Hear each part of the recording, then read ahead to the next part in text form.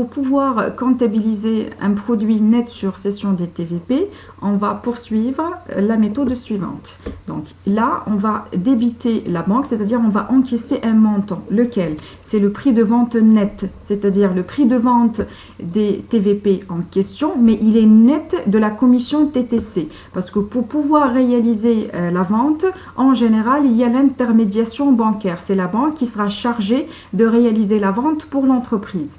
Et pour pouvoir réaliser la vente, il y a bien sûr rémunération de ce service bancaire par le montant de la commission.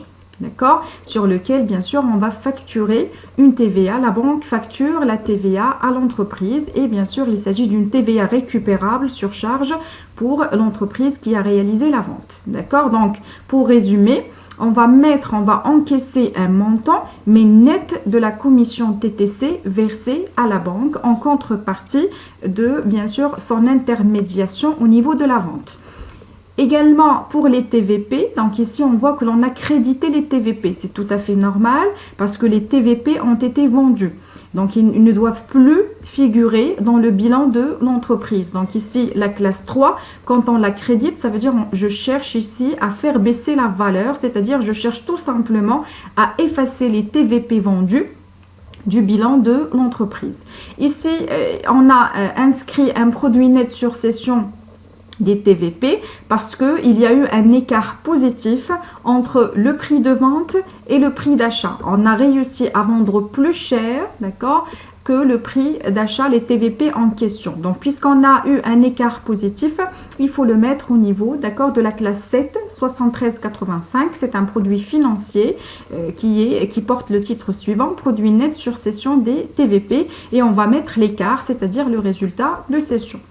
Maintenant, en cas de vente qui va procurer une charge nette sur cession des TVP, c'est-à-dire en cas de perte sur cession des TVP, on va comptabiliser de la même manière, c'est-à-dire j'encaisse le montant net de la commission TTC, j'annule ou bien j'efface les TVP, d'accord, je les crédite, d'accord, dans mon bilan parce qu'il faut bien sûr se départir, il faut bien sûr les éliminer, ils n'appartiennent plus à notre entreprise parce qu'on les a vendus, sauf qu'ici, puisque l'écart a été négatif, on va compenser et on va mettre la charge dans la partie, d'accord, débit, parce que les charges font toujours partie de, bien sûr, des débits, d'accord, de l'entreprise. Donc, et là, bien sûr, pour s'assurer, il faut que le total débit soit égal au total crédit.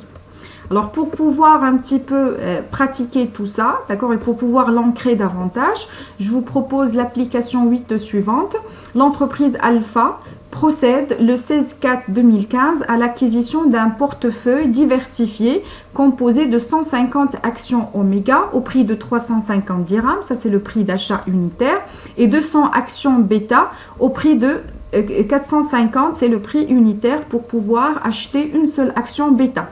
D'accord? Pourquoi on parle de portefeuille? Parce qu'on a acheté une quantité, d'accord, d'actions, et pour appeler cette quantité, on va utiliser le mot portefeuille.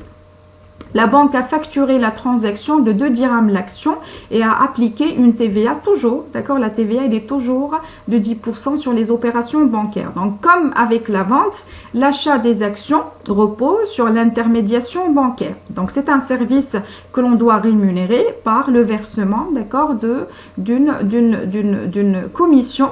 Elle est ici unitaire, c'est-à-dire 2 dirhams par action. Donc, pour pouvoir calculer la commission globale, il faut bien sûr chercher le montant total, d'accord, bien le nombre total d'actions achetées auquel on va appliquer le tarif unitaire de 2 dirhams. Les inventaires effectués du portefeuille font ressortir les valeurs suivantes. Donc, nous avons les valeurs fin 2015 et nous avons les valeurs fin 2016. Donc là, on parle bien sûr des cours d'inventaire. Le 17/11/2016, l'entreprise cède 100 actions Oméga au prix unitaire de 300 dirhams. La banque a débité le compte de l'entreprise d'une commission de 200 dirhams hors taxe. Et bien sûr, on applique sur cette commission toujours un taux de 10%. Le 18/12/2016, l'entreprise a cédé 100 actions Bêta à 500 dirhams et on a une commission d'accord, bancaire de 300 dirhams. Ici, la différence c'est que nous avons des commissions forfaitaires, d'accord, ce ne sont pas des commissions unitaires, ce sont des commissions globales, d'accord, que l'on va mettre au niveau, bien sûr, des opérations au débit de l'entreprise. On nous demande ici de passer toutes les écritures comptables nécessaires. En passant, d'accord, bien sûr, d'abord nous allons commencer par les écritures d'achat parce qu'on a acheté, on a porté à notre bilan de nouvelles actions, d'accord, il faut les comptabiliser. Par la suite, la fin de l'année, je dois comparer les cours, d'accord, d'inventaire au cours d'achat, d'accord, au prix d'achat. Et bien sûr, en cas de perte, il faut mettre des provisions. Il faut également comptabiliser les opérations de cession. Regardez, est-ce qu'on a cédé avec un gain ou bien avec une perte. Et également, fin de l'année 2016, il faut procéder, d'accord, à l'actualisation des provisions. Donc, soit ça va être un ajustement à la hausse, soit un ajustement à la baisse. Alors, commençons d'abord par l'achat. Donc ici, il s'agit d'un achat, d'accord, l'achat d'un actif circulant. Il faut le porter, d'accord, dans la classe 3. On va débiter la classe 3, titres et valeurs mobilières de placement. Et on a pris le montant global, d'accord, des achats d'actions réalisés par l'entreprise, 142 500, qui correspond, d'accord, à la quantité de chaque type d'action fois le prix unitaire d'achat, 150 fois 350 plus 200 fois 450. Donc, on a un portefeuille dont la valeur s'élève à 142 500. Puisque l'achat a été réalisé avec une commission bancaire, il faut rémunérer la banque et on nous a donné une commission unitaire, c'est-à-dire à pratiquer sur chaque action. La banque va prélever 2 dirhams par action achetée. Au total, on a acheté combien d'actions? 150 plus 200 fois 2, ça va nous faire un total de 700. Donc, on a acheté 350 actions, d'accord? Multiplié par 2, la commission sur chaque action, ça va nous donner une commission globale de 700 dirhams. Et il faut appliquer, bien sûr, la TVA sur la commission. 700 fois 10%, ça va donner 70. Donc, ce montant-là sera bien sûr décaissé, d'accord, par l'entreprise. Et bien sûr, il faut dans ce cas-là créditer le compte banque. Donc, ce journal-là correspond à l'achat du portefeuille de TVP. Maintenant, la fin de l'année 2015, il faut procéder à la comparaison, d'accord, du prix d'achat unitaire avec les cours de la fin de l'année. Et qu'est-ce qu'on remarque? On remarque qu'il y a une baisse probable, d'accord, il y a une dépréciation probable des valeurs, d'accord, mobilières réalisées ou bien achetées par l'entreprise. Ici, le prix d'achat 350 et la valeur chute à 330. Également pour Beta, on les a achetés à 450 l'une et maintenant on voit que le cours boursier, d'accord, il baisse et il s'établit à 440. Alors comme avec la formule de la provision, pour les actions de participation, on va calculer la provision de la même manière pour les TVP. Donc je prends ici le prix d'achat unitaire moins le cours boursier actuel, c'est-à-dire celui de la fin de l'année, le tout fois la quantité. 350 moins 330 fois 150, ça va donner 3000 pour Oméga et 2000 pour les actions bêta. D'accord? Donc, on va passer maintenant cette provision parce qu'il y a une baisse probable de la valeur des TVP achetés par l'entreprise. Donc, on va mettre ça dans un compte de la classe 6 parce que nous avons dit ce sont des pertes probables pour l'entreprise, d'accord? Dotation aux provisions pour dépréciation des TVP et la contrepartie, c'est la classe 3 ou encore dépréciation, baisse de valeur probable des TVP de l'entreprise. Ici, on a mis le total, d'accord? Et bien sûr, on peut également les mettre séparément, c'est-à-dire la provision pour Oméga et la provision pour Bêta. Maintenant, vers l'année 2016, le 17-11, d'accord, 2016, on a cédé 100 actions Oméga et le 18-12 2016, on a cédé 100 actions Bêta. Alors maintenant, il faut calculer le résultat de cession pour pouvoir passer les écritures comptables de cette cession. Donc, nous avons dit concernant la cession, l'entreprise va recevoir un montant, d'accord, le montant de la vente, mais net de la commission bancaire TTC. Donc, je prends ici le prix de vente, d'accord, moins la commission bancaire TTC. Donc, il faut regarder, bien sûr, le prix de la vente fois la quantité vendue, moins la commission bancaire TTC. Ici, on va trouver 29 780, d'accord, pour les actions Omega. Je mets également les services bancaires et je mets, d'accord, la TVA sur la commission bancaire. Quand on a calculé le résultat de cession, on a trouvé un écart, d'accord, on a trouvé une différence négative. Pourquoi? Parce qu'on a vendu les actions à 300 dirhams alors qu'on les a achetées à 350.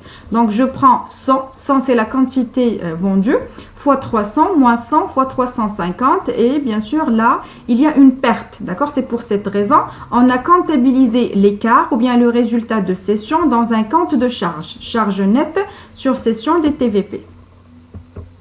Concernant les actions bêta, d'accord, on les a vendues à 500 alors que leur prix d'achat c'était 450. Donc on voit très bien ici qu'on va avoir un gain, d'accord, au niveau de la cession. Donc ici il s'agit d'un écart positif, d'accord, donc il y a gain et on va le comptabiliser dans un compte de produit. Concernant la banque, qu'est-ce qu'on va mettre comme montant? Il faut mettre comme montant le montant de la vente nette de la commission bancaire. On a vendu, d'accord, on a vendu à combien? 100 fois 500. Donc, on a vendu, d'accord, avec un prix de 50 000, d'accord, plutôt un montant total de 50 000 dirhams. Moins la commission TTC, parce qu'on a payé une commission de 300 dirhams. Quand on calcule la TVA sur 300 dirhams, c'est 30. Donc, la commission TTC, c'est 330. On parvient à un montant net de la vente de 49 670. Donc, je comptabilise ce montant dans le débit du compte banque de l'entreprise. C'est un montant qui est encaissé par l'entreprise. Et voilà, donc comme ça, on va arriver à avoir des opérations parfaitement équilibrées. Total débit est égal au total crédit. Maintenant, vers la fin de l'année 2016, il faut procéder, d'accord, à la même comparaison. Je compare le prix d'achat, toujours le prix d'achat et non pas le dernier cours, d'accord, remarqué ou bien observé sur la place financière. Donc, toujours le prix d'achat avec le cours de la fin de l'année 2016. Donc là, on remarque que le prix d'achat, c'est 350 et le cours boursier de la fin de l'année, c'est 325. Baisse de valeur. Il faut calculer la nouvelle provision.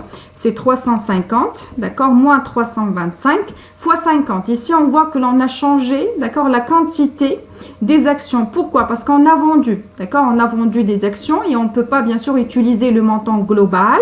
Il faut, bien sûr, déduire la quantité qui a été vendue.